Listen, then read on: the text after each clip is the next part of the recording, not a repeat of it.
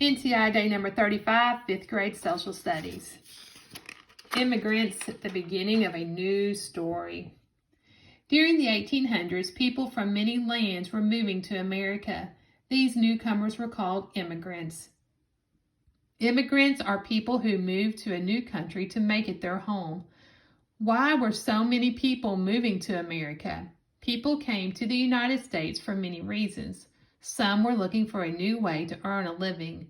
Others were so poor they came to find work and support themselves and their families. Still others were looking for freedom. Some even came looking for gold. Many immigrants came from Europe. The only way to get to America from Europe was by ship, so thousands came in sailing vessels. They traveled steerage. This means that the passengers had a space below the deck. This place was near the rudder that was used to steer the ship. At that time, the trip across the Atlantic took many weeks. The steerage passengers were cramped together in dark places of the ship.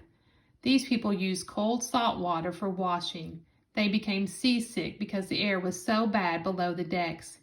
In the 1840s, 1 out of every 10 passengers on some ships died because of sickness. Many immigrants caught disease on the ships. John F. Kennedy called the United States a nation of immigrants. During the period from 1820 to 1860, 5 million immigrants came to the United States. People from other countries are still coming today.